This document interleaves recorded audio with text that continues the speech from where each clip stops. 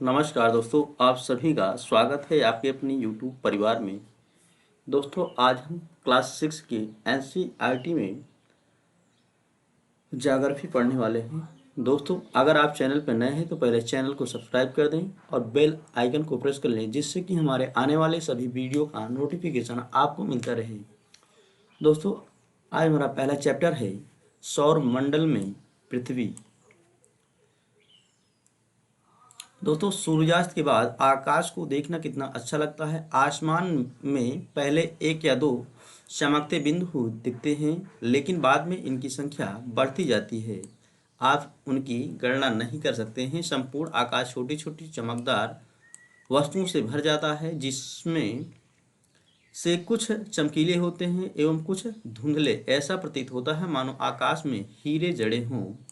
इनमें से कुछ टिमटिमाते प्रतीत होते हैं, लेकिन अगर आप उनको ध्यान से देखेंगे तो आप पाएंगे कि इनमें से कुछ की टिमटिमाहट अन्य से अलग है। ये बिना किसी टिमटिमाहट के चंद्रमा के समान चमकते हैं।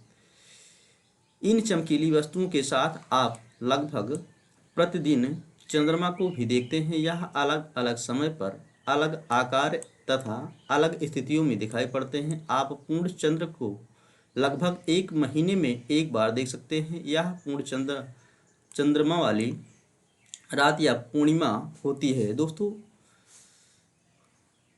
15 दिन के बाद आप इसे नहीं देख सकते। यह नए चंद्रमा की रात या अमावस्या होती है। ऐसी रात में अगर आसमान साफ है तो आप आसमान का अवलोकन अच्छी तरह से कर सकते हैं। क्या आपको इस बात पर आश्चर्य नहीं होता कि हम दिन के समय चंद्रमा एवं इन सभी छोटी चमकीली वस्तुओं को क्यों नहीं देख पाते? ऐसा इसलिए है क्योंकि सूरज के अत्यधिक तेज प्रकाश के कारण रात के समय चमकने वाली वस्तुओं को हम दिन में नहीं देख पाते हैं। सूर्य, चंद्रमा तथा वे सभी वस्तुएं जो रात के समय आसमान में चमकती हैं, खगोलीय पिंड कहलाती हैं। दोस्तों, सूर्य, चंद्रमा तथा वे सभी वस्तुएं जो रात के समय आसमान में चमकती हुई दिखाई देती हैं, उनको हम खगोलीय पिंड कहते हैं। कुछ खगोलीय पिंड बड़े आकार वाले तथा गर्म होते हैं। ये गैसों से बने होते हैं। इनके पास अपनी ऊष्मा तथा प्रकाश होता है, जिसे वे बहुत बड़ी मात्रा में उत्सर्जित करते हैं। इन खगोलीय पिंडों को तारा कहते हैं। सूरज भी एक प्रकार का तारा ही है। रात के समय चमकते हुए अनगिनत तारे सूरज के समान ही हैं, लेकिन हमसे बहुत अधिक दूर होने के कारण हम लोग उनकी ऊष्मा या प्रकाश को महसूस नहीं करते हैं तथा वे अत्यंत छोटे दिखाई पड़ते हैं। आपने अवश्य ध्यान दिया होगा कि कुछ दूरी से देखने पर सभी वस्तुएं छोटी दिखाई पड़ती हैं। अत्यधिक ऊंचाई पर उड़ रहा हवाई जहाज कितना छोटा दिखाई देता है। रात्रि में आसमान की ओर देखते समय आप तारों के विभिन्न समूहों द्वारा बनाई गई विविध आकृतियों को देख सकते हैं। इनको नक्षत्र मंडल कहा जाता है। आरसा मेजर या बिग बियर इसी प्रकार का एक नक्षत्र मंडल है। बहुत आसानी से पहचान में आने वाला नक्षत्र मंडल है सप्तऋषि। सप्त का मतलब होता है सात और ऋषि का मतलब संत। यह सात तारों का एक समूह होता है जो कि नक्षत्र मंडल आरसा मेजर का भाग है। अपने परिवार या पड़ोस में किसी बड़े व्यक्ति से कहिए कि वह आपको आसमान में और अधिक तारों, ग्रहों तथा नक्षत्र मंडलों को दिखाएं। प्राचीन समय में लोग रात्रि में दिशा का निर्धारण तारों की सहायता से करते थे। उत्तरी तारा उत्तर दिशा को बताता है। इसे ध्रुव तारा भी कहा जाता है। दोस्तों, ध्रुव तारा हमेशा यानी कि सदैव उत्तर दिशा में दिखाई पड़ता है। यह आसमान में हमेशा एक ही स्थान पर रहता है। हम सप्तऋषि की सहायता से ध्रुव तारे की स्थिति को जान सकते हैं। यदि सप्तऋषि मंडल के संकेतक तारों को आपस में मिलाते हुए एक काल्पनिक रेखा खींची जाए एवं उसे आगे की ओर बढ़ाया जाए तो यह ध्रुव तारे की ओर इंगित करेगी। कुछ खगोलीय पिंडों में अपना प्रकाश एवं ऊष्मा नहीं होते, वे तारों के प्रकाश से प्रकाशित होते हैं। ऐसे पिंड ग्रह कहलाते हैं। ग्रह जिसे अंग्रेजी में प्लेनेट कहते हैं ग्रीक भाषा के प्लेनेटाई शब्द से बना है, जिसका अर्थ होता है परिभ्रमक, अर्थात चारों ओर घूमने वाले। पृथ्वी जिस पर हम रहते हैं एक ग्रह है। यह अपना संपूर्ण प्रकाश एवं ऊष्मा सूर्य से प्राप्त करती है, जो पृथ्वी के सबसे नजदीक का तारा है। पृथ्वी को बहुत अधिक दूरी से जैसे चंद्रमा से देखने पर यह चंद्रमा की तरह चमकती हुई प्रतीत होगी। दोस्तों कुछ रोचक तथ्य देख लेते हैं। बृहस्पति, शनि तथा यूरेनस के चारों ओर छल्ले हैं। ये छल्ले विभिन्न पदार्थों के असंख्य छोटे छोटे पिंडों से बनी पट्टियां हैं। पृथ्वी से इन छल्लों को शक्तिशाली दूरबीन की सहायता से देखा जा सकता है।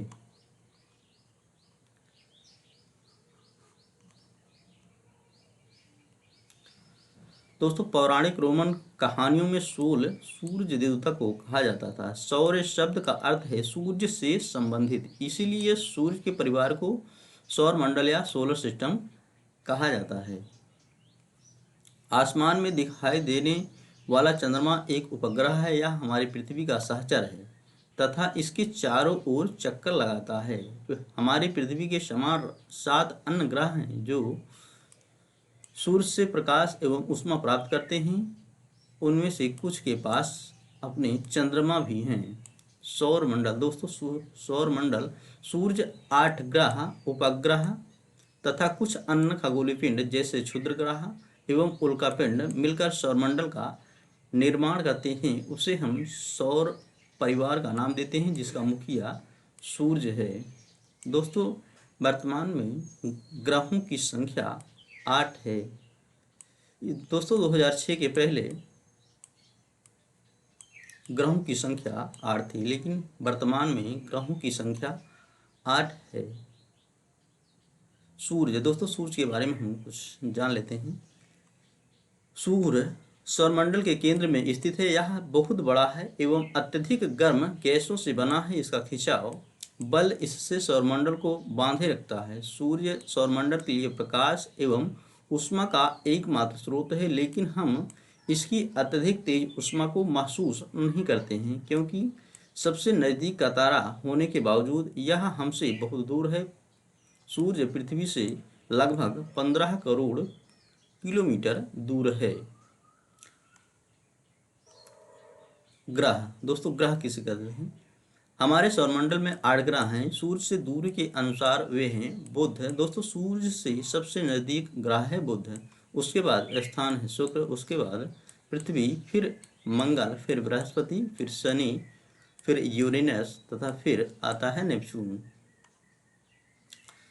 सौरमंडल के सभी 8 ग्रह एक निश्चित पथ पर सूर्य का चक्कर लगाते हैं। ये रास्ते दीर्घवृत्ताकार में फैले हुए हैं, एक कक्षा कहलाते हैं। बुध सूर्य के सबसे नजदीक है। अपनी कक्षा में सूर्य के चारों ओर एक चक्कर लगाने में इसे केवल 88 दिन का समय लगता है। शुक्र को पृथ्वी का जुड़वा ग्रह माना जाता है, क्योंकि इसका आकार एवं आकृति लगभग पृथ्वी के समान ही है। दोस्तों शुक्र को सांझ का तारा, इवनिंग स्टार भी कहा जाता है। अभी तक प्लूटो भी एक ग्रह माना जाता था, परंतु अंतर्राष्ट्रीय खगोलीय संगठन ने अपनी बैठक यानी कि 2006 में यह निर्णय लिया गया कि कुछ समय पहले खोजे गए अन्य खगोलीय पिंड 2003 UV 313 सिरस तथा प्लूटो बौने ग्रह कहे जा सकते हैं।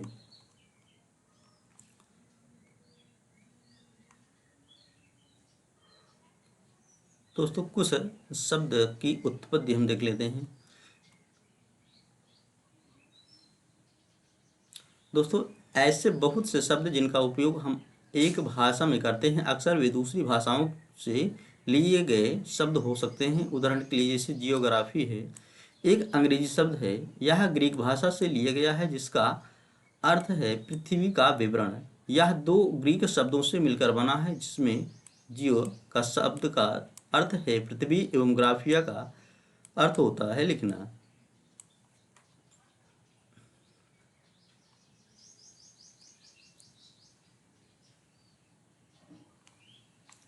दोस्तों अब हम अपने ग्रह पृथ्वी के बारे में देख लेते हैं। सूर्य से दूरी के हिसाब से पृथ्वी तीसरा ग्रह है। आकार में यह पांचवा सबसे बड़ा ग्रह है। यह ध्रुवों के पास थोड़ा चपटी है। यही कारण है कि इसके आकार को भू आब कहा जाता है। भू आब का अर्थ होता है पृथ्वी के समान आकार।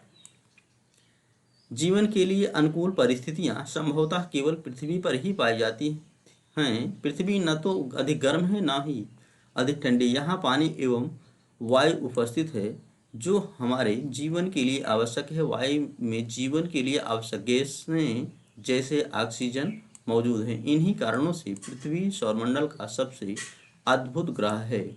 अंतरिक्ष से देखने पर पृथ्वी नीले रंग की दिखाई पड़ती है क्योंकि इसकी 2/3 सतह पर पानी से ढका हुआ है, इसलिए इसे नीला ग्रह भी कहा जाता है। दोस्तों, प्रकाश की गति 3 लाख किलोमीटर प्रति सेकंड होती है। इस गति के बावजूद सूरज के प्रकाश को पृथ्वी तक पहुंचने में लगभग 8 मिनट का समय लगता है।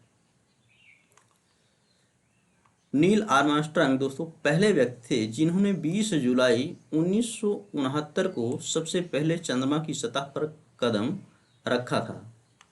दोस्तों, अब हम पढ़ेंगे चंद्रमा के बारे में।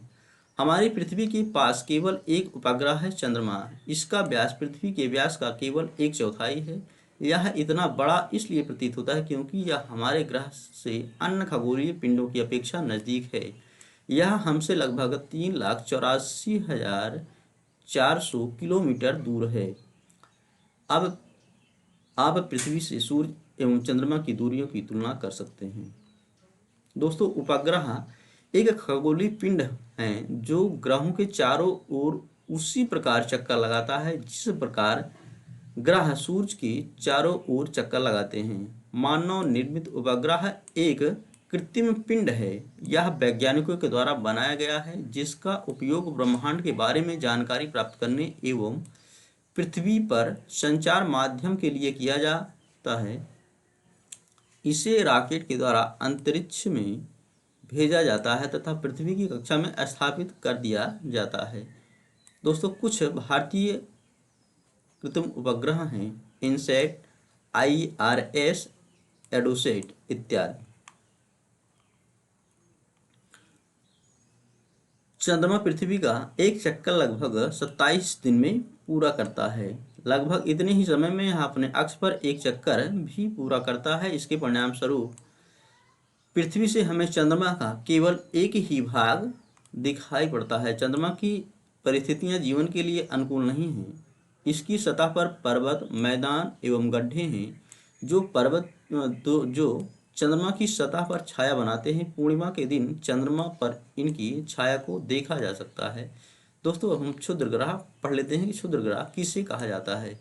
तारों, ग्रहों एवं उपग्रहों के अतिरिक्त असंख्य छोटे पिंड भी सूर्य के चारों ओर चक्कर लगाते हैं। इन पिंडों को क्षुद्र ग्रह कहते हैं। ये मंगल एवं बृहस्पति की कक्षाओं के बीच पाए जाते हैं। दोस्तों, क्षुद्र ग्रह जो होते हैं यह मंगल ग्रह और बृहस्पति ग्रह की कक्षाओं के बीच पाए जाते हैं।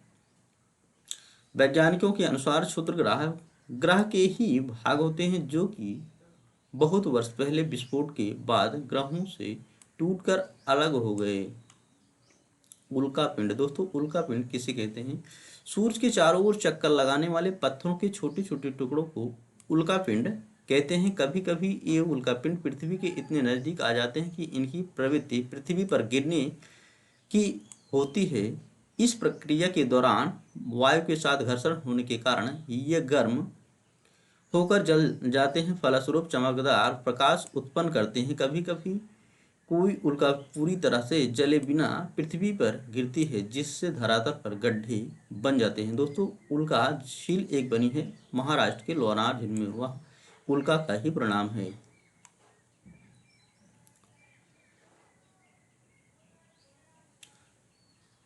खुले आकाश में एक ओर से दूसरी ओर तक फैली चौड़ी सफेद पट्टी की तरह एक चमकदार रास्ते को देखा है।